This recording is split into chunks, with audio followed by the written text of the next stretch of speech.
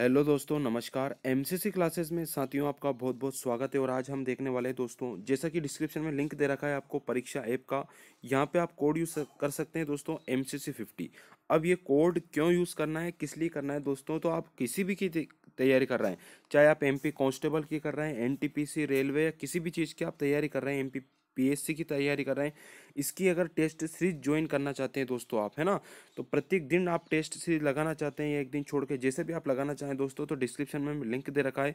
यहाँ से परीक्षा ऐप डाउनलोड कीजिए और कोड यूज़ कीजिए MCC50, जिससे आपको यहाँ पे 50% का डिस्काउंट मिल जाएगा। साथ में अपनी तैयारी सुनिश्चित कीजिए, क्योंकि आपको तैयारी से ये जानकारी मिल जाएगी कि हमारे कितने नंबर आ रहे हैं, कितने नहीं आ रहे हैं और कहाँ हमारी कमी है दोस्तों। ठीक है, चलिए, तो ये आप कर सकते हैं और किसी भी चीज़ के आप टेस्ट से यहाँ पे ज्वाइन कर सकते हैं। हेलो दोस्तों, नमस्कार। एमसीसी क्लासेस में साथियों आपका बहुत बहुत स्वागत है। और आज हम देख रहे हैं दोस्तों, आपका मध्य प्रदेश कांस्टेबल का 18 सितंबर का पेपर है दोस्तों, जो कि मॉर्निंग शिफ्ट का है। दोस्तों पेपर खत्म होने वाले हैं, जितने भी आपने अगर पुराने पेपर नहीं देखे तो प्लीज़ उसको विजिट कीजिए और देखिएगा। ठीक है, इसके बाद हम 2016 के पेपर भी पढ़ेंगे और साथ में आपके जो साइंस के पुराने पेपर हैं, ठीक है, सिर्फ साइंस के, वो सारे मैं आपको करवाने वाला हूँ। ठीक है, तो 2-3 सीरीज आपकी चल रही है और डेली 12:30 बजे लाइव क्लास से आप जुड़ना बिल्कुल ना भूले दोस्तों। ठीक है, तो डेली 12:30 बजे दोपहर में चलती है आपकी MPGK की। और आज भी उसका टॉपिक है आपका उद्योग से विद्युत परियोजना आपकी हो चुकी है, उद्योग से रिलेटेड है। ठीक है, और शाम को जो है आपका मानव रक्त से संबंधित क्लास रहेगी लाइव, वो की 8:30 बजे। चलिए दोस्तों स्टार्ट करते हैं अब, है ना। टेलीग्राम चैनल का लिंक डिस्क्रिप्शन में दे रखा है हमने, जुड़ सकते हैं आप। बहमानी सल्तनत की राजधानी कौन सी थी?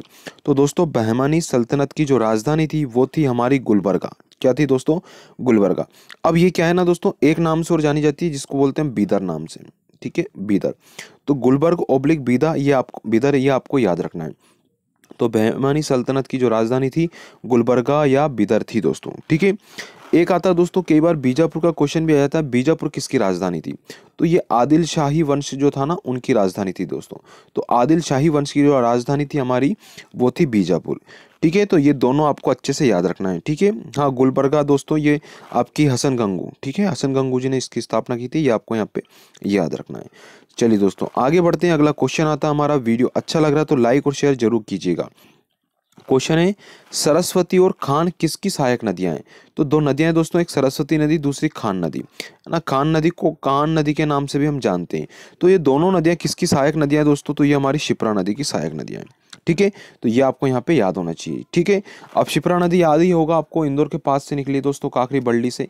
तो ये भी आपको याद रखना है। और शिप्रा नदी को दोस्तों धार्मिक नदी भी कहते हैं। क्या कहते हैं दोस्तों? धार्मिक नदी, क्योंकि ये बहुत ऐतिहासिक नदी है और काफी मतलब प्रसिद्ध है ना। तो आप लोग जानते भी इस चीज के बारे में, कुंभ का मेला भी लगता है इसके किनारे उज्जैन में। ठीक है, तो ये नदी आपको याद रखनी चाहिए। दूसरी बात करेंगे दोस्तों, नर्मदा हमारे यहाँ से बहती है और चंबल नदी भी यहाँ से बहती है। चंबल नदी यमुना नदी की सहायक नदी है, ये आपको याद रखना है। और मध्य प्रदेश की सबसे लंबी नदी दोस्तों हमारी नर्मदा नदी है। अगला क्वेश्चन आता है दोस्तों हमारा, कि ताजुल मस्जिद का निर्माण किनके द्वारा किया गया दोस्तों? तो ताजुल मस्जिद का जो निर्माण किया गया दोस्तों, वो किसके द्वारा किया गया? ऑप्शन ज्यादा हो गए। चलिए, तो ताजुल मस्जिद का जो निर्माण किया गया दोस्तों, ये भोपाल की मस्जिद की बात की गई है। ताजुल मस्जिद का निर्माण किसके द्वारा शुरू किया गया था? तो ये किया गया था दोस्तों सुल्तान शाह बेगम के द्वारा। ठीक है, सुल्तान शाहजहां बेगम के द्वारा ये स्टार्ट किया गया था। तो ताजुल मस्जिद का निर्माण सुल्तान शाहजहां बेगम द्वारा शुरू किया गया था और ये हमारी मध्य प्रदेश की राजधानी भोपाल में स्थित है। दूसरी बात, भोपाल के पास इस्लाम नगर में दोस्तों जन्मे शाहजहां, जो भोपाल के सिकंदर बेगम का एकमात्र जीवित बच्चा था, है ना, इन्होंने ये निर्माण करवाया, ये आपको याद होना चाहिए।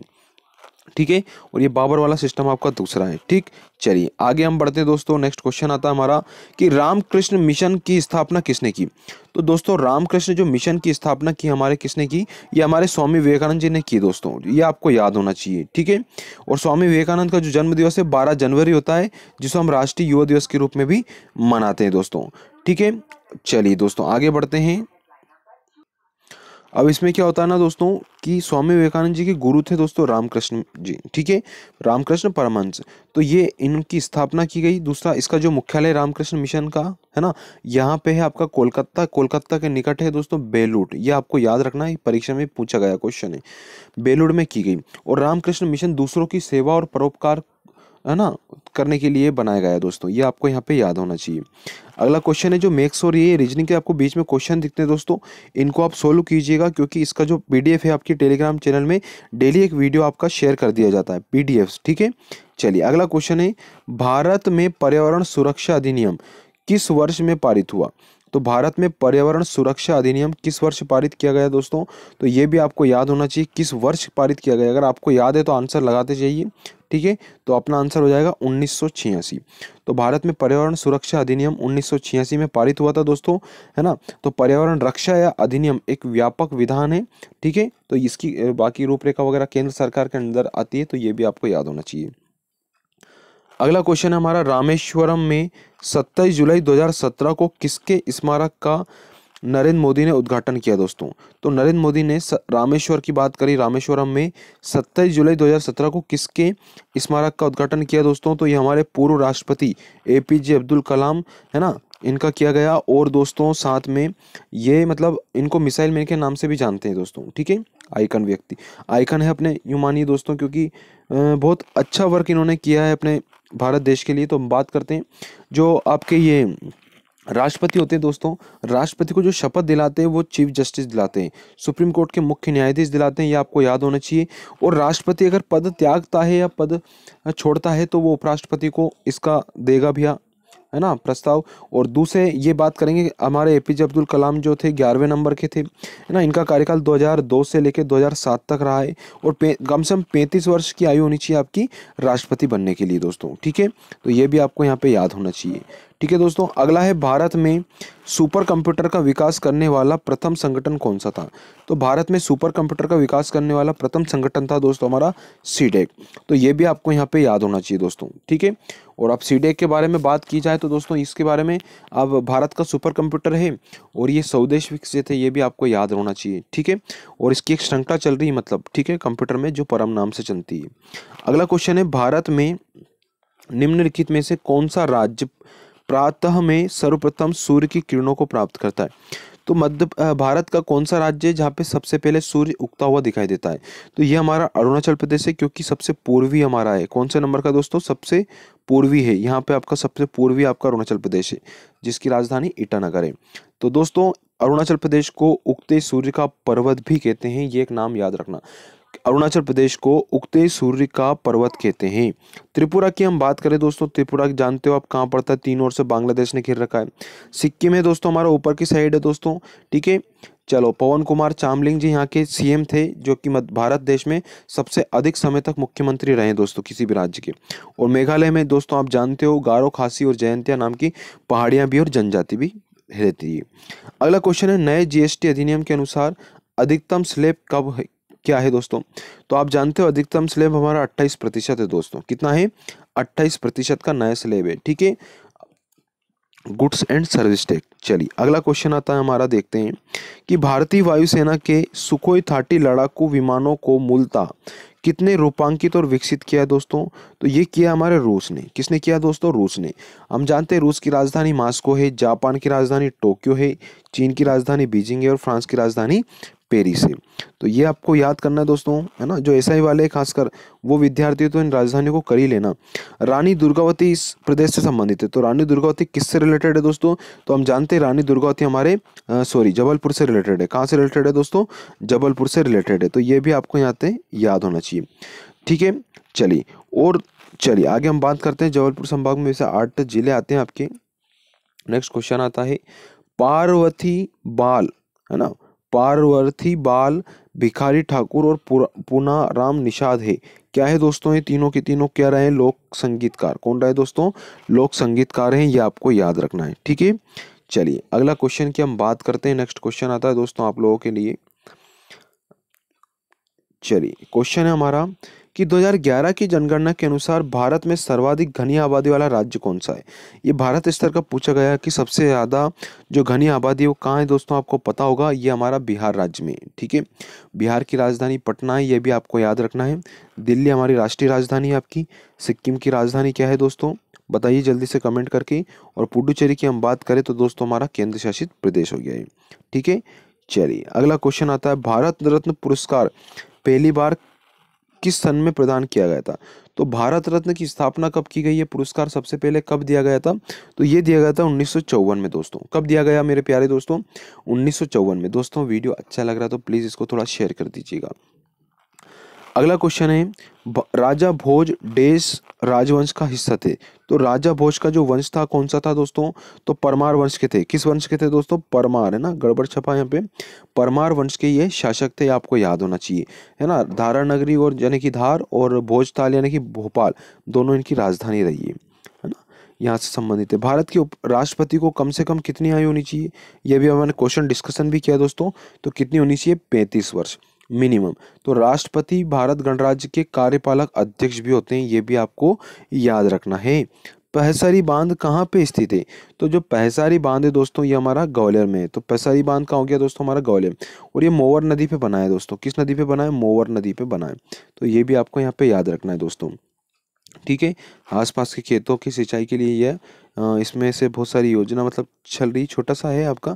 राज्यसभा के पदेन सभापति कौन होते हैं? यानी कि राज्यसभा के सभापति की हमने बात की तो ये होते हैं भारत के उपराष्ट्रपति, जो कि अभी वर्तमान में वेंकैया नायडू जी है। तो उपराष्ट्रपति जो होता है वही आपके राज्यसभा के सभापति होते हैं। ये आपको याद रखना दोस्तों, ठीक है। चलिए अगली बात करेंगे दोस्तों। राष्ट्रपति कौन है हमारे यहाँ? रामनाथ कोविंद जी है उपराष्ट्रपति, आपको पता है। गृह मंत्री भी आपको अमित शाह जी, प्रधानमंत्री मोदी जी हमारे, ठीक है। तो इनके बारे में भी आपको याद रखना है। अगला क्वेश्चन है, जिस पहाड़ी पर शिप्रा नदी का उद्गम होता है ना, उस पहाड़ी का कहाँ पे दोस्तों? तो ये हमारी कौन सी पहाड़ी दोस्तों? जल्दी से बता दीजिए। काकरी बल्डी पहाड़ी, है ना। तो यहाँ से आपका शिप्रा नदी का उद्गम होता है, ठीक है। और यहीं पे दोस्तों भगवान परशुराम जी का जन्म स्थान या अवतार भी माना जाता है ना। विष्णु के अवतार भगवान परशुराम का जन्म स्थान भी यहाँ पे माना जाता है। अगला क्वेश्चन आता है हमारा, नेक्स्ट क्वेश्चन है दोस्तों। चलिए आगे बढ़ते हैं। दुनिया का पहला विभाजन संग्रहालय कहाँ स्थापित किया गया? तो दुनिया का पहला विभाजन संग्रहालय हमारा दोस्तों अमृतसर में स्थापित किया गया। कहाँ स्थापित किया गया दोस्तों? ये किया गया अमृतसर में। तो ये भी आपको याद होना चाहिए। इस संग्रहालय में भारत और पाकिस्तान की स्वतंत्रता के 70 वर्षों का विवरण इसमें दिया गया है दोस्तों। इस संग्रहालय में मिल जाएगा। तो ये आपका यहाँ पे लेक्चर कंप्लीट होता है। कल का क्वेश्चन हम पूछते हैं। जो विद्यार्थी आंसर दे रहे हैं बहुत अच्छे दोस्तों, इसी प्रकार आगे बढ़ते रहिए और टारगेट रखिए अपना 6 मार्च हक है हमारा एमपी पुलिस। अब है दोस्तों आपका जो क्वेश्चन है अगला जो आपको बताना है वो हम पूछ रहे हैं दोस्तों आपसे कि दोस्तों अमरकंटक, है ना, अमरकंटक किस जिले में आता है? अमरकंटक किस जिले में है? ठीक है दोस्तों बताइए, अमरकंटक किस जिले में? ऑप्शन है आपका अनूपपुर जिला, डिंडोरी जिला, जबलपुर जिला, ठीक है। तो बताइएगा दोस्तों आपका अनूपपुर जिला, डिंडोरी जिला, मंडला जिला या आपका एक छिंदवाड़ा ले लेते हैं इस बार, ठीक है। तो 4 जिलों में से कौन सा आपका आंसर होगा ये कमेंट कीजिएगा और प्लीज़ वीडियो को शेयर कर दीजिए दोस्तों। हेलो दोस्तों, नमस्कार। एमसीसी क्लासेस में साथियों आपका बहुत बहुत स्वागत है। और दोस्तों आपके लिए एक इन्फॉर्मेशन है कि जितनी भी अभी तक परीक्षा पे टेस्ट सीरीज चल रही थी दोस्तों, खासकर आपकी एमपी पुलिस की और एमपी पुलिस के साथ जितनी भी टेस्ट सीरीज चल रही थी उनकी प्राइस अब बढ़ने वाली है। यानी कि आपकी जो प्राइस है वो 27 जनवरी से आपकी ये प्राइस बढ़ जाएगी। अभी आपकी 279 है दोस्तों, ठीक है। इसमें वृद्धि होने वाली है तो आप इस चीज़ को अभी खरीद सकते हैं। साथ में मैं बात करना चाहूँगा दोस्तों, अगर आप लेना चाहते हैं और कोड यूज़ कर सकते हैं AMCC50, अगर ये कोड आप यूज़ कर सकते हैं तो आपको 50% का डिस्काउंट, जितना मैंने प्राइस बताया है इस पर डिस्काउंट भी मिल जाएगा। तो दोस्तों आपको एक इन्फॉर्मेशन और बता देता हूँ थोड़ी सी मैं। तो इन्फॉर्मेशन ये है दोस्तों कि जो परीक्षा ऐप पर सभी टेस्ट सीरीज के प्राइस है दोस्तों 27 जनवरी 2021 से बढ़ने वाले हैं। यानी कि एमपी पुलिस की जो टेस्ट सीरीज है जिसकी प्राइस दोस्तों अभी 279 है, इसकी जगह पर 299 हो जाएगी। यदि आप खरीदना चाहते हैं तो दोस्तों ये कोड यूज़ कर सकते हैं AMCC50, ठीक है। डिस्क्रिप्शन में हमने लिंक भी दे रखा है, यहाँ से आप यूज़ कर सकते हैं। AMCC50 कैपिटल में आप सर्च कीजिएगा, है ना, मतलब आपको अप्लाई करना है जिससे 50% का डिस्काउंट मिल जाएगा। अभी टेस्ट सीरीज 279 की आ रही है, इस पर 50% का डिस्काउंट मिल जाएगा। तो बहुत सारी टेस्ट सीरीज है, MPPSC की, आपकी रेलवे की ले सकते हैं आप, NTPC की ले सकते हैं, जो भी आप लेना चाहें इस पे आप डिस्काउंट जल्द से जल्द कीजिएगा लेकिन। तो धन्यवाद साथियों, चलिए आगे बढ़ते हैं हम।